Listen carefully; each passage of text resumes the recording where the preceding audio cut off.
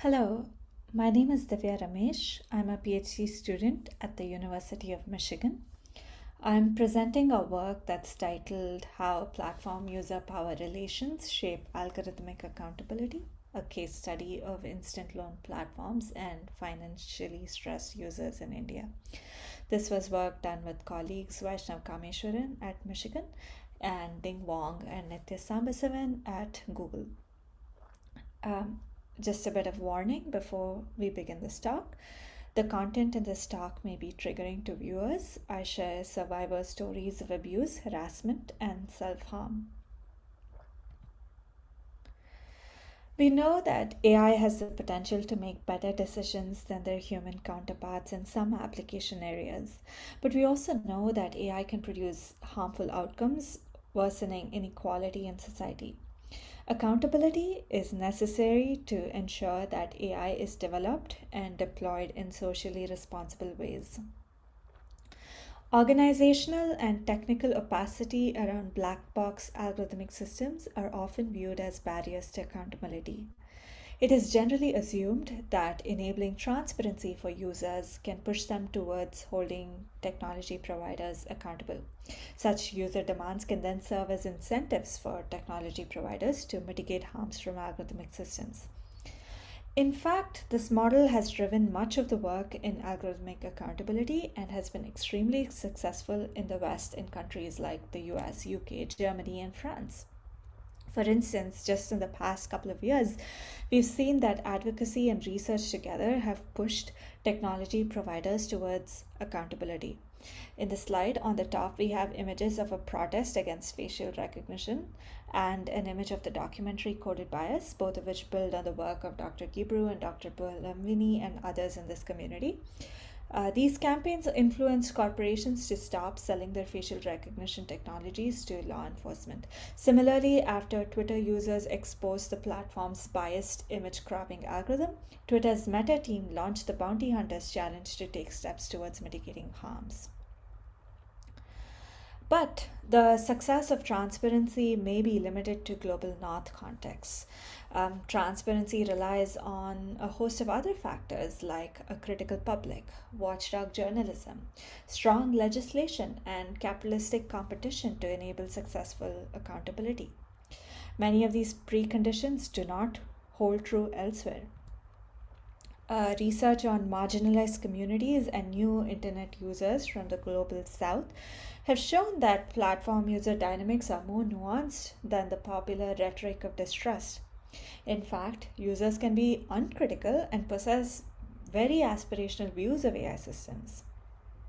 Unfortunately, we have a limited understanding of the on the ground manifestations of accountability when the envisioned preconditions for it do not hold true. To fill this gap, we conducted a study that examines the mediation of accountability in existing interactions between vulnerable users and a high risk AI system in a global south setting, which is India.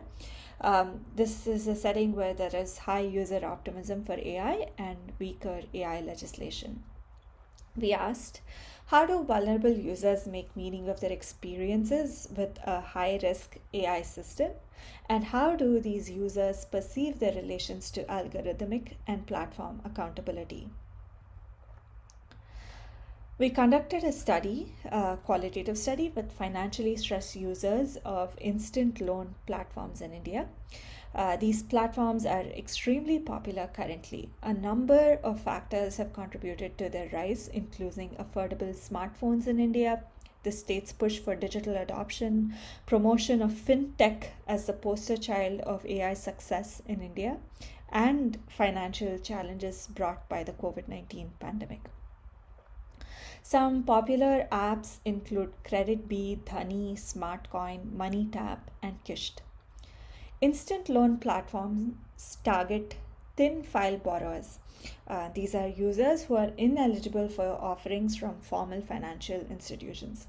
They offer small loans, which are about 500 rupees to 1 lakh rupees, which is about $7 to $1,500 US dollars. They make lending decisions based on something called the alternative credit.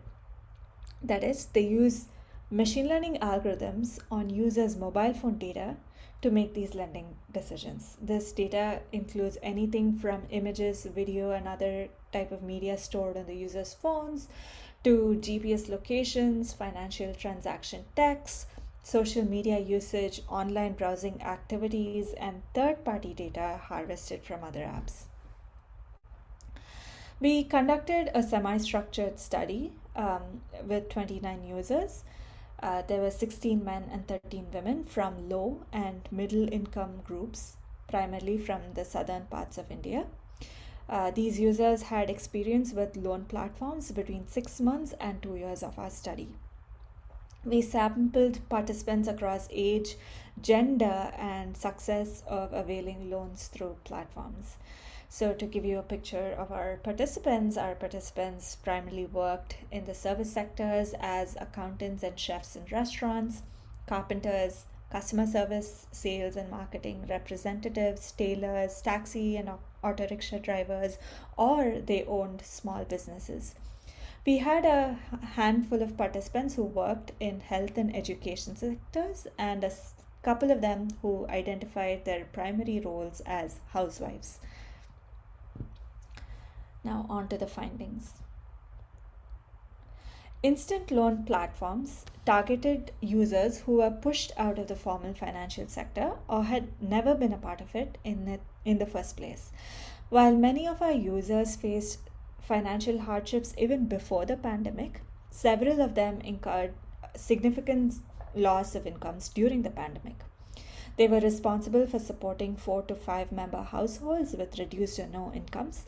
They had pledged or sold the few assets they possessed, and in a few cases, the very assets that were sources of income to them. Financial vulnerability meant having to comply with exploitative rules from informal lenders, from the children's schools, from local state offices, and the users having no monetary or social capital to even claim their rights. For instance, this is what Bashir, an auto rickshaw driver in a suburban Indian city, shared with us. My children's school asked us to buy mobile phones for online classes. I bought one with great difficulty. Rich people enjoyed the lockdown, but for us, poor people, it was very difficult. I used to have daily turnovers, which was alright until the lockdowns. I then pledged gold, borrowed money from my father-in-law for our expenses. Then there was an emergency. Now my rickshaw has been sold too. Our participants had socioeconomic costs when relying on alternative sources of money. Local lenders were exploitative and employed aggressive recovery tactics. In addition, users worried about gossip, privacy, and loss of self-respect in their circles when borrowing through informal means, whether that meant through local lenders, families and friends, or relatives. Another participant, Sohail, recalled, I had once taken a 2000 rupees loan from a local lender, and they had charged me 500 rupees interest that I was supposed to repay within a month. They were harassing me and wanted the money immediately. Instant loan platforms were a boon for users like Sohail who were in such dire circumstances. Borrowers could request time extensions or larger loans with just a single click on their mobile devices. For many of our users, these loans were not only an immediate source of money, but the only source of survival during difficult times. They had sought loans for everyday expenses such as buying groceries, paying school fees for their children, for medical bills, and for clearing outstanding debts. Quite naturally, these financially stressed users experienced intense indebtedness to loan platforms. They perceived several obligations to these platforms. For instance, they accepted harsh terms and conditions as mere formalities and shared sensitive data as high credibility assets. For instance, Anita shared her sensitive mobile data as a test of credibility. She said, it is okay if they collect information. If I have an intention to cheat, then I should be scared. If I am willing to repay the loan fairly, I need not be scared. On the other hand, Sarayu was initially hesitant to share her data, but she weighed her discomfort against the need for money and arrived at a compromise. She said, I got a thought that they would hack, but at the time, money was important. Now, in home loan, we pledge papers. In gold loans, we pledge gold. In the same way, digitally, we have to pledge all our information. Users also perceived several additional benefits, such as easy access to money, enhanced dignity and privacy, preserved social ties, and a promise of mobility through the use of these platforms. Therefore, we saw that several users grew emotionally attached to these platforms. Ravi made high fee payments to unknown and unverified lenders. He said, I really would recommend this app only to the people who are genuinely willing to pay high fees. That's my emotional attachment because that's how the company will be able to give salary to their associates and the people who are supporting them. However, we found that the benefits of loan platforms came at the cost of predatory financial inclusion of these users. Participants reported recurring cycles of debt. Predatory lenders would harass them through digital means. They would perform semantic associations on borrowers' contact lists to identify their close circles on WhatsApp and Facebook. They would then shame them by publishing all their sensitive information. Our participants reported self harming themselves, unable to bear such intense reputation damage. In fact, until December 2020, these loan platforms had received very little attention from the Reserve Bank of India.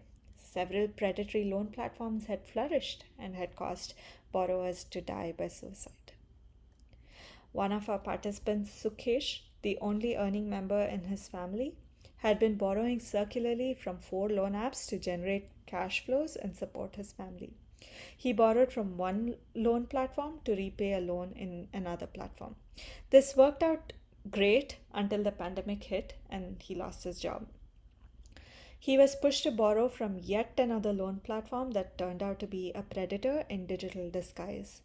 He shared, they would torture me by making repeated calls. They even threatened that if I don't repay immediately, they will text all my contacts saying I'm a fraudster. They texted all my contacts. My friends began quarreling with me as to why I gave their names as references. The company had threatened them. We found that almost all of our users were aware of such risks even before getting onto these platforms. Yet, users absolved loan platforms of responsibility and instead accepted self blame for the failures of loan platforms. Contrary to expectations of outrage that we see documented in the West, our participants dealt with shame and guilt for their negative experiences, which made it difficult for them to share their experiences with each other, let alone seek help. Their vulnerability and emotional attachments made it harder to seek accountability from loan platforms. As George put it, when we are unable to borrow from our friends, this loan app is helpful to us just as a friend in need. When we don't even know where we can get money, this app automatically decides and at least grants us 1,000 rupees.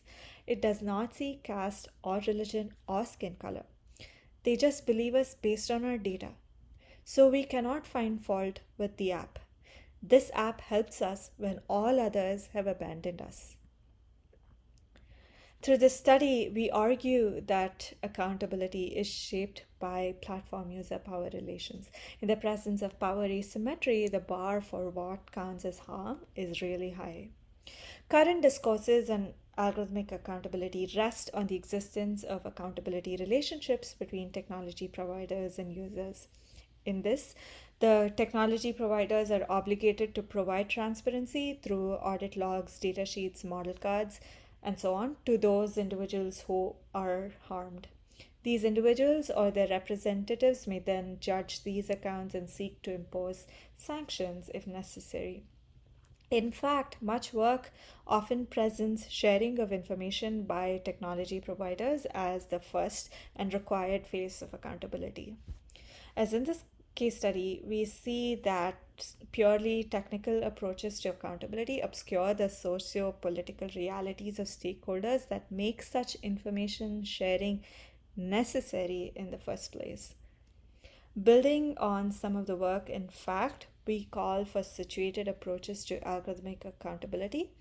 Our proposal includes enhancing agency of users through critical awareness, enabling meaningful transparency through collective spaces, reconfiguring designer user relations through community engagement, and committing to justice through critical self reflection. Finally, we'd like to end this talk with a few questions. What recourse mechanisms can we afford to users who have undergone abuse, emotional and reputation harm, and risk self harm? How far can we go in addressing human rights issues with technical interventions? We saw this through the study that AI is indeed a human rights issue. What does accountability mean when predatory loan sharks create mobile applications with open sourced machine learning algorithms and slap usable interfaces to prey on vulnerable users? Can our radical vision of democratizing AI hurt more than help? We acknowledge that we don't have answers to these questions, but hope that it contributes to the ongoing discussions in this community. We thank our participants, Arugumina, Google Research India, Google Pair, Nikola Banovich, and members of Comp HCI Lab at the University of Michigan, and reviewers of FACT for their help and support. You can reach me at dramesh, DRAMESH, at umich.edu if you have any questions or feedback. Thank you.